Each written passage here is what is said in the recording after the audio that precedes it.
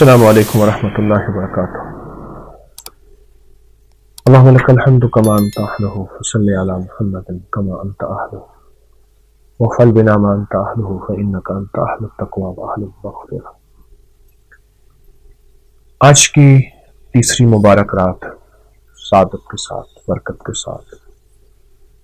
اور ایسی مبارک رات جس کی اللہ پاک جل شانہ نے قسم کھائی، والفجر ولیال العشر، کہ میرے بندو ذی الحجہ کی پہلی 10 راتوں کا خیال کرنا، قسم کھائی، قسم کھائی۔ ایک درویش ہے حضرت مخدوم جہانیاں جہاں گشت، جہاں سے بخاری سادات کی لڑی پورے بر صغیر میں پھیلی ہے، کچھ میں رہتے جہانیاں جہاں گشت، یعنی عالم میں پھرے خیر کو پھیلانے کے لیے، کچھ کمریوں کو یاد، کچھ بلبلوں کو حفظ، عالم میں ٹکڑے ٹکڑے میری داستان کے ہیں۔ فرماتے ہیں کہ میں نے 70 اولیاء کی ملاقات کی، زیارت کی، اور یہاں 70 سے مراد 70 عدد نہیں ہے، بے شمار اولیاء کی ملاقات کی، زیارت کی، ہر ولی کو مناجات میں پایا، روتا، منگتا، بھکاری، سائل، محتاج پایا، ہر ولی کو، ہر درویش کو، ہر ایسے شخص کو جس کو اللہ کے سامنے مناجات ہو۔ میں نے منگتا پایا، میں نے بھکاری پایا، میں نے محتاج پایا۔ ایک ہے کہ ہم تلاش کریں یا اللہ تو کم مانے گا، ایک ہے کہ میرے اللہ نے قرآن میں ان 10 راتوں کی قسم اٹھائی، اور حیرت انگیز بات ہے، ذی الحجہ کی پہلی 10 راتیں، رمضان کی آخری 10 راتیں، آخری عشر، اور ذی الحجہ کا پہلا عشر، اس میں اللہ پاک نے قسم اٹھائی کہ میرے بندو آؤ مجھ سے مانگو، دولت، عزت، صحت، رزق، سکون، چین، وقار، شان و شوکت، کچھ مانگو تمہیں عطا کروں، خیر مانگو عطا کروں گا، برکتیں مانگو عطا کروں گا، وسعتیں مانگو عطا کروں گا، تمنگریاں مانگو عطا کروں گا، بخت تخت مانگو عطا کروں گا۔ اس کے خزانے بہت وسیع ہیں، بندہ منگتا منگتا تھک جاتا ہے، اللہ دیتا دیتا نہیں تھکتا۔ ہمارے مانگنے میں تو کمی ہو سکتی ہے، کریم کے دینے میں کمی نہیں ہو سکتی۔ کیوں نہ اللہ کے خزانوں میں اتنا مانگے کہ اس کو ترس آ جائے، اس کو رحم آ جائے۔ کسی نے اگر مانگنا سیکھنا ہو، آل رسول سے، اصحاب رسول سے مانگنا سیکھ، اللہ اکبر۔ ان کی ایک ایک رات سجدے میں گزر جاتی تھی، بعض رات رکوع میں، بعض قیام میں، اور بعض راتیں ایسی ہوتی تھی کہ مانگنے میں۔ امام زین العابدین، اللہ اکبر، ان کی مناجات کی پوری کتابیں ہیں جو اللہ جل شانہ سے انہوں نے مناجات کی، باتیں کی، درخواست کی، اللہ کی عظمتوں کے واسطے کی۔ تو آج کے اس مبارک گھڑی، مبارک رات، مبارک لمحے کو اللہ کے خزانوں سے لینے والی بن جائے، اور اللہ کے خزانوں میں ایسے ڈوب جائے کہ رب کو ترس آئے اور رب کو رحم آئے،